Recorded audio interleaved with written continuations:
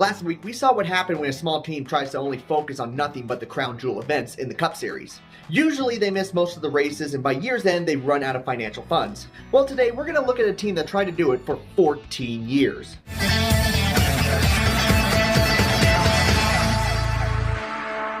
Motorsports was a team that ran the number 80 car between 1992 all the way to 2006. This team would mostly focus on trying to make it into the fastest and most intense races in the NASCAR Cup Series. The team would mostly try to make the races at Atlanta, Charlotte Motor Speedway, Daytona, Talladega, and Indianapolis. However, their first ever attempt would be at the Rock in 1992, where they would give the rookie Dave Planey his first opportunity in the Cup Series. He would make the race and finish 31st, however they would try again in the finale race at Atlanta. Unfortunately, they did not qualify. The next year in 1993, they would try to get Jimmy Horton to qualify for a couple races. Unfortunately, he was not able to qualify for any of the events. Then starting in 1994, the team decided to focus on the biggest racetracks. They tried to make the Daytona 500, which they were successful and actually got a top 20. They would get confident and try to make the fastest races on the schedule, including the 2 races at Atlanta, the 2 races at Talladega, the race at Daytona in the summer, as well as the race in Michigan. Unfortunately, they would not qualify for any one of those events. So yes, they got a top 20 in the Daytona 500, but they would get 60 in Qs throughout the 1994 season. Between 1996 and 2002, the team would mostly just focus on 4 big races, which included the Daytona 500, the Brickyard 400, the second race at Charlotte, and then the finale race at Atlanta. They would have the likes of Joe Ruttman, Mike Cicchetti, Andy Hillenburg, Gary Bradbury, and Morgan Shepherd try to make it into these events. Unfortunately for the team, between 1996 all the way to 2002, they did not make a single race.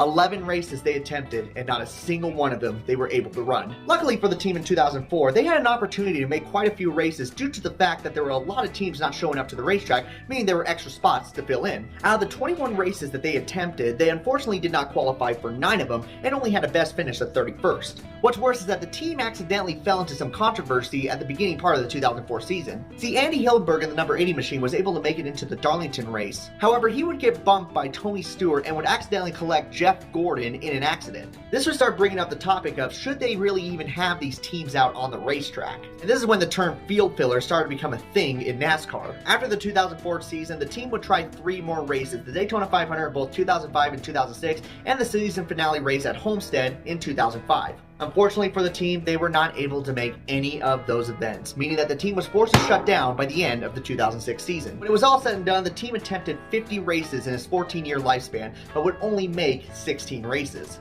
With a best finish of 31st, most of them ending in DNF, it's safe to say that even though this team tried everything they could to make it into the biggest races of the season, they unfortunately will go down as one of the worst teams to enter the NASCAR Cup Series.